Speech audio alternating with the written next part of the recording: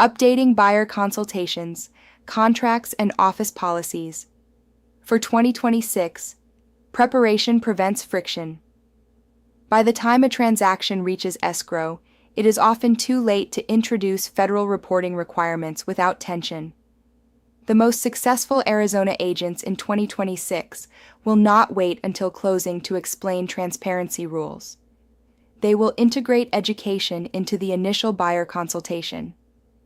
In investor-heavy markets such as Phoenix, Scottsdale, Mesa, Gilbert, and Paradise Valley, early disclosure protects relationships and prevents last-minute conflict.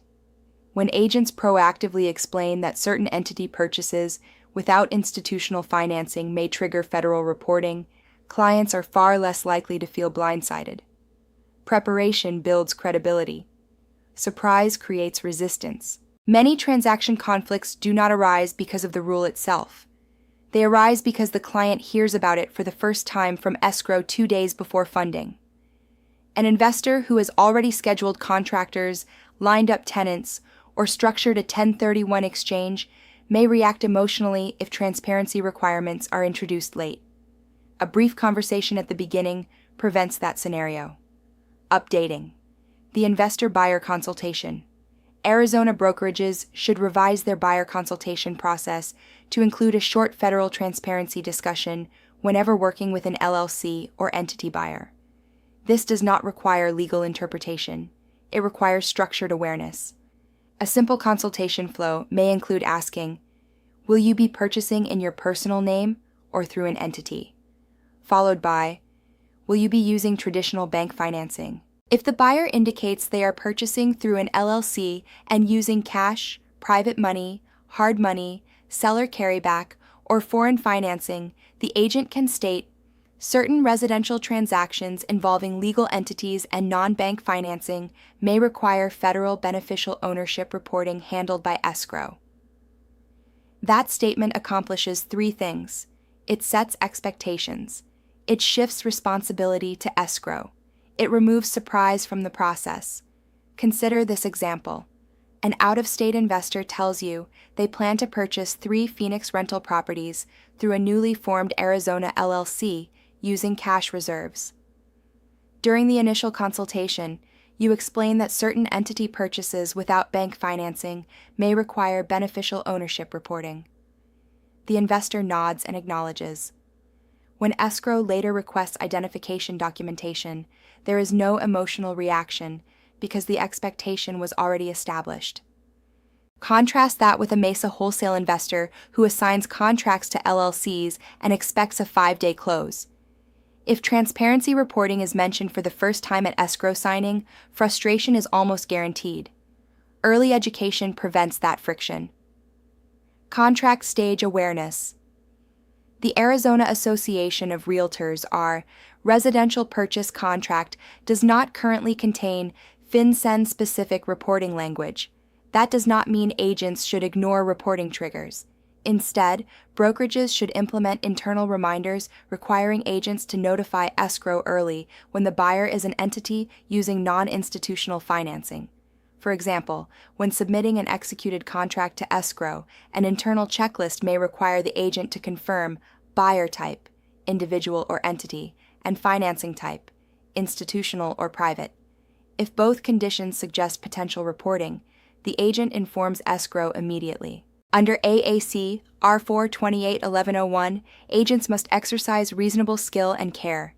Reasonable skill includes anticipating regulatory steps that affect closing timelines. Waiting until funding week to discover that reporting documentation is incomplete demonstrates poor preparation, not professionalism. Office policy, manual updates under AAC R4281103, designated brokers must maintain written policies and procedures. The 2026 rule qualifies as a material operational development. Brokerages should update policy manuals to address entity purchase identification procedures, early escrow notification requirements, prohibition against advising on avoidance structuring, and escalation protocols when unusual ownership behavior appears. For example, a written directive may state, if a buyer is purchasing residential property through a legal entity without institutional financing, The agent must notify the broker and escrow within 24 hours of contract execution. That single policy line creates clarity. Another example may include an internal compliance reminder. Agents shall not provide legal advice regarding federal reporting or ownership restructuring, and shall refer such questions to licensed legal counsel. That language protects both the agent and the brokerage. Written policy does not create bureaucracy. It creates consistency. Standardized communication scripts. Brokerages should consider developing standardized language for entity-based transactions. Consistency protects everyone. When every agent in the office communicates reporting expectations in similar terms, the brokerage demonstrates supervision integrity. A model statement might read, "Federal law requires certain residential real estate transactions involving legal entities and non-bank financing to be reported to FinCEN. Escrow will collect any required information directly." Imagine two agents in the same office handling similar Scottsdale short-term rental transactions. One tells the client, "Don't worry, this is probably nothing." The other calmly explains that federal transparency rules may apply and escrow will guide the process. Inconsistent messaging creates risk. Standardized scripts eliminate confusion. Training and sales meetings. Investor-heavy brokerages in Arizona should address this topic in sales meetings before implementation. Training should include identifying entity purchases, distinguishing institutional versus private financing, reviewing red flags discussed in Section 5.2, and practicing neutral response scripts. For example, during a brokerage meeting, role-play scenarios may include an investor asking how to restructure ownership percentages, a buyer demanding a 5-day close through a newly formed LLC, a client expressing frustration about privacy concerns. Practicing responses builds confidence. Documenting attendance at these training sessions supports reasonable supervision under AAC R4 28-1103. If ADRI reviews brokerage procedures, documented education demonstrates diligence and proactive oversight. Coordination with title and escrow partners. Arizona brokerages should communicate with preferred title companies and escrow officers before 2026 implementation. Proactive questions may include, at what stage will beneficial ownership documentation be requested? What documents will buyers need to provide? How should agents introduce the topic? What delays typically occur when documentation is incomplete?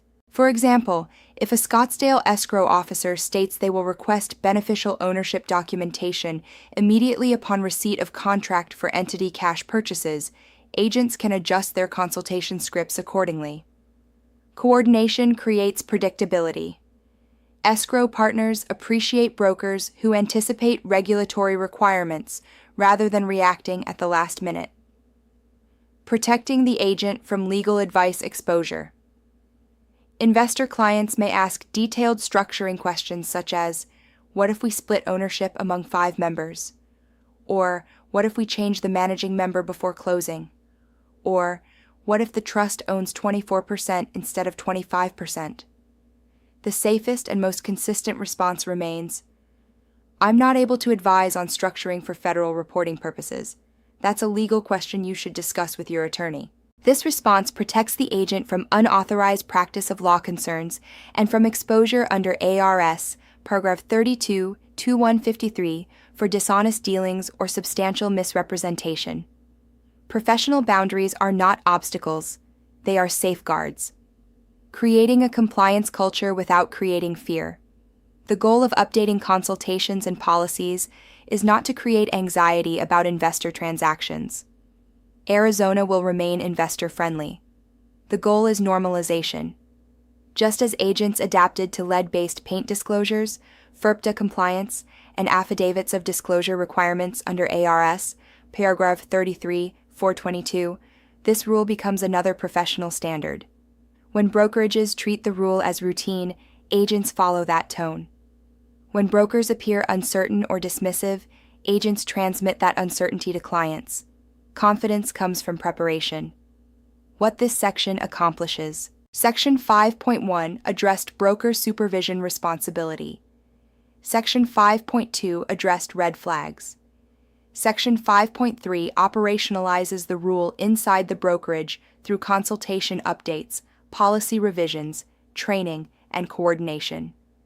The final section of Chapter 5 will focus on long-term strategic planning and future-proofing compliance systems as federal transparency frameworks continue to evolve.